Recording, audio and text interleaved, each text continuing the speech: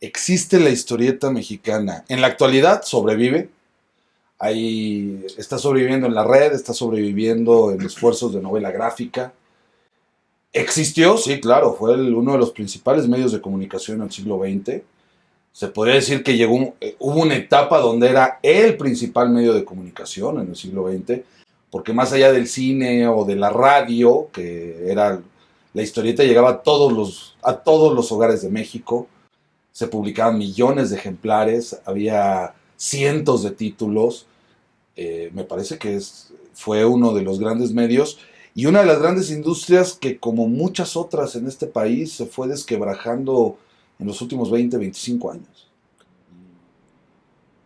La existencia de la historieta mexicana es un misterio.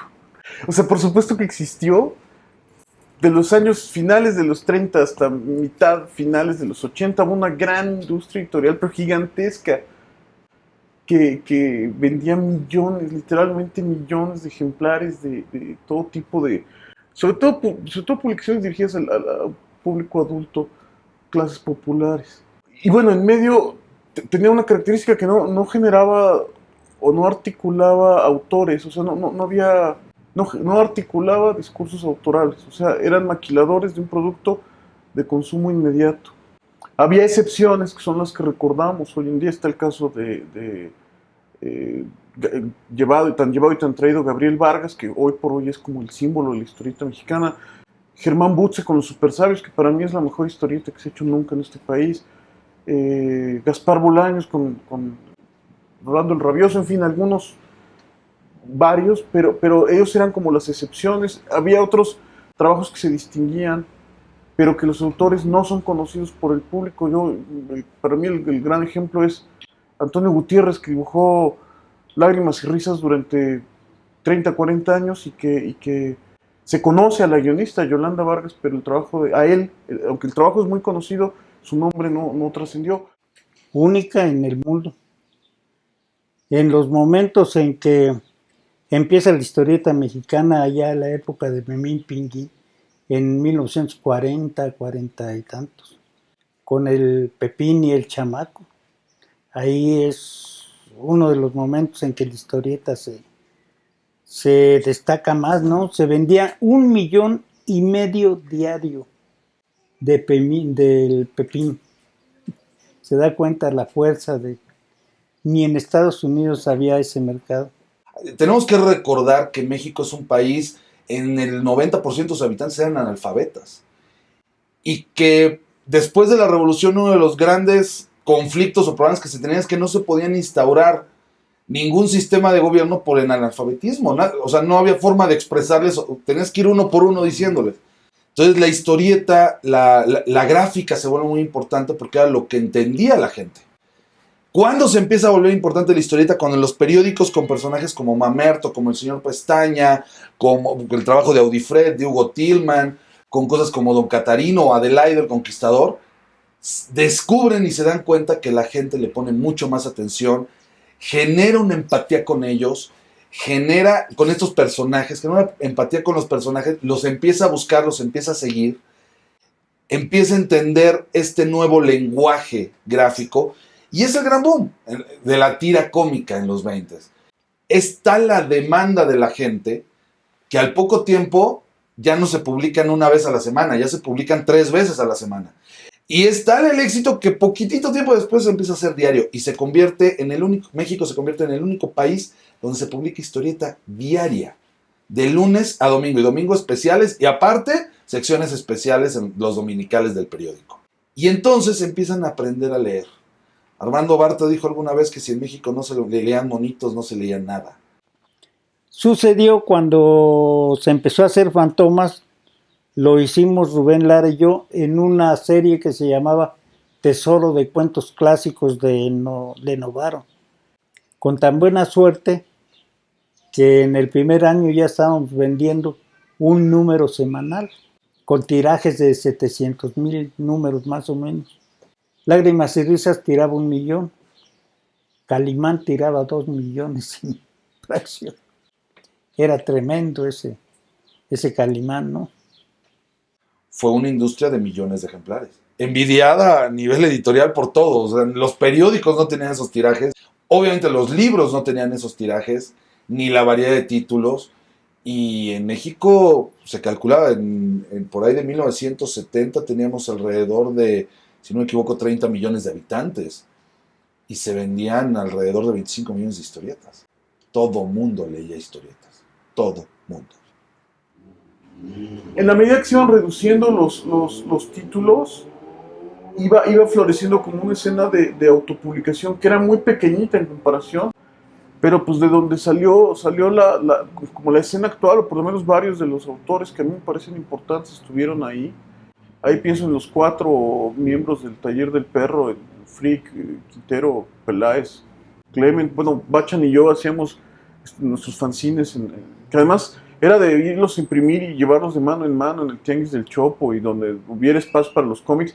Hubo mucho vínculo con la contracultura, de contracultura y cómics. Entonces creo que coincide con esto, con cómo esta industria va perdiendo, va decreciendo, al tiempo que esto va floreciendo en otra escala totalmente distinta, casi microscópica en comparación.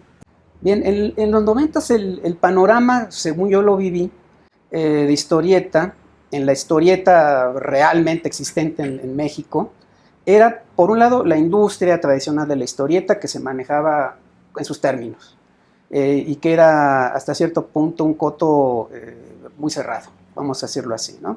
Por otro lado, estaba una potencial historieta autoral que estaban haciendo en los medios, particularmente en el periódico, primero en el periódico 1+1, en los 80s con el suplemento Más o Menos, posteriormente en La Jornada con el suplemento Las Historietas. Este ambiente era tan pequeño que pues al final fuimos confluyendo, todo el mundo conocía a Víctor del Real de uno u otro modo. Clement conoció a Víctor del Real, se hizo amigo de él, le comenzó a platicar de que, bueno, pues en las historietas no había suficiente espacio para publicar lo que ellos querían.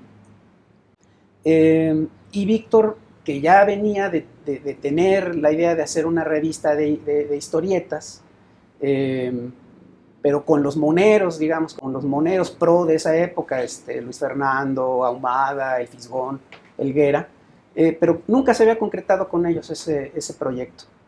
En el tiempo en que yo empecé a publicar, la industria todavía era bastante bollante y dejaba bastante dinero. Y estaba, bueno, toda la cantidad de sensacionales, ¿no? De todo. Incluso sacaban títulos, me acuerdo que había títulos, no sé, de 20 sensacionales de algo, ¿no? Sensacional de traileros, sensacional de guerreros del asfalto, que yo hice 2, por ejemplo. Nosotros no estábamos pensando en renovar nada, ¿eh?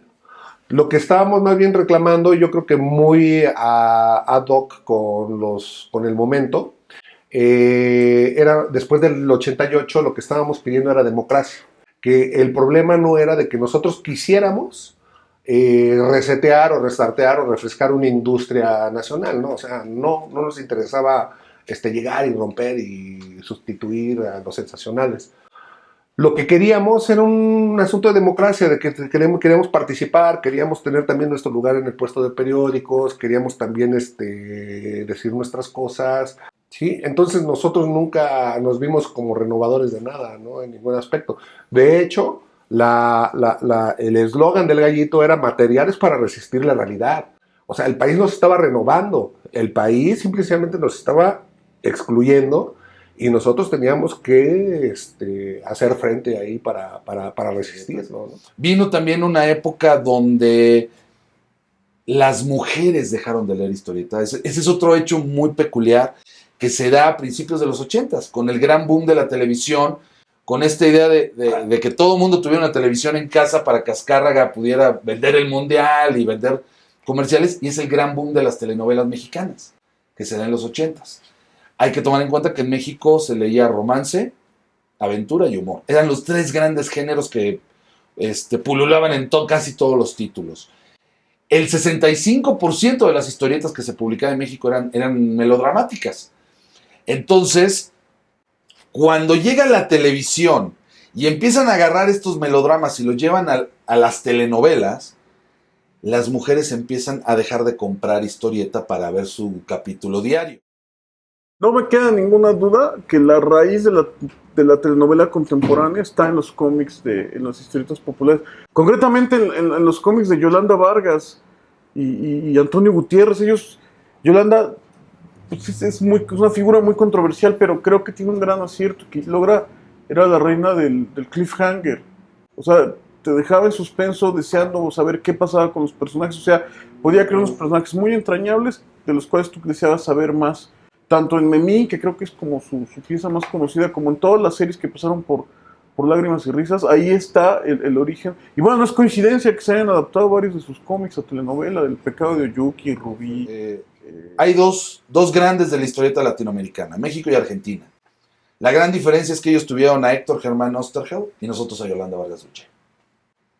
Y en esa, quien conoce la obra de Héctor Germán es extensa, con mucha temática, y quien conoce la obra de Vargas Dulce sabe que todo el tiempo es melodrama.